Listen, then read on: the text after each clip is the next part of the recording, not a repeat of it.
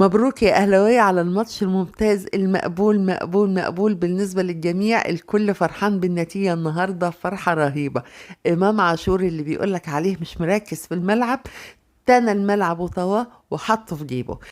وطبعا زي ما احنا كلنا كده ملاحظين ان النادي الاهلي بقاله كام مباراة اللي بيعملوا ايه بقى، ينزل الشوط الاولاني يدلع الفريق التاني، يدلعوا كده ويلعبوا بالراحة وياخدوا على الهادي خالص خالص ويمرجحوا كمان، ويجي في الشوط التاني يحط الاجوان اللي هو عايزها صح، ويلعب اللعبة الصح، ويعرف الفريق التاني ان انا كنت ايه، بدلعك في الاول. بس احنا الاهلاويه اتقل من اللي كان في الشوط الاولاني ده بكتير. النادي الاهلي واخد سيستم جديد لسه هنفهمه، والنادي الاهلي معاه مارسيل كولر اللي بيشيل ده من هنا ويحطه هنا ويفركش التقسيمه اللي الكل عارفها، ومع ذلك تحس ان هو جاب الراجل الصح في المكان الصح. ما تعرفش الراجل ده فعلا داهية سويسرية، مش اي حد. مارسيل كولر ده فعلا داهية سويسرية، بدل الاماكن وعمل كل اللي هو عايزه. وفعلا الاهلي بمن حضر، الاهلي لو طلع قعد في مكان الجمهور بره والجمهور هو اللي نزل يلعب، الاهلي هيكسب. مارسيل هيخليهم يكسبوا.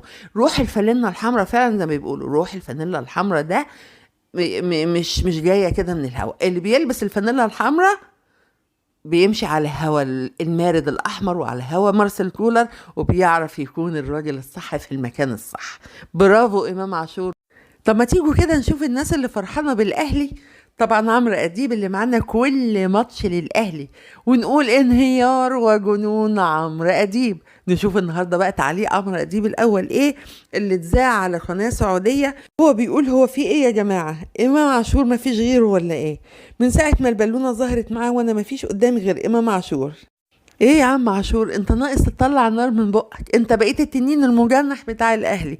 الاهلي اللي بيلعب النهارده يا جماعه وهو فاضي، فاضي، عنده اصابات بالجمله، نص الفريق مش موجود يا جماعه. ومع ذلك امام عاشور طلع لنا بالبالونه، وطالما امام عاشور طلع لنا بالبالونه يبقى خلاص هو طالع يكيد في عمرو اديب. هو طالع يلعب في الاهلي النهارده عشاني، اصابات بالجمله. وتجيب جونين يا مفتري، تجيب جونين ليه يا عم امام كده، ليه يا عم امام؟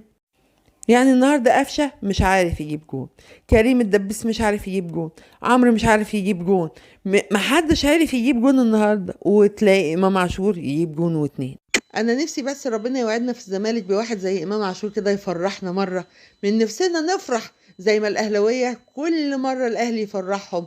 وروح الفانيلا الحمراء والاهلي بمن حضر وعندهم شعارات ايه، بس هم يستاهلوها، هم يستاهلوها ويستاهلوا كل خير لانهم مجتهدين. فريق فاضي يا جماعه من الاصابات، ومع ذلك بيفوز بكل جداره، بيفوز بثنائيه نظيفه جبارة بكل المقاييس. وده كان رأي عمرو أديب معانا النهاردة، اللي دايما بيفرح للأهلي زي ما احنا عارفين. طبعا لو انت وصلت معانا لحد هنا من الفيديو يبقى انت بجد برنس. ما تنساش بقى يا برنس تعمل اللايك، لو أول مرة تشوف القناة تشترك فيها وتفعل الجرس علشان يوصلك كل جديد وحصري في عالم كرة القدم في مصر، وخاصة النادي الأهلي. كنتم مع توب تيم.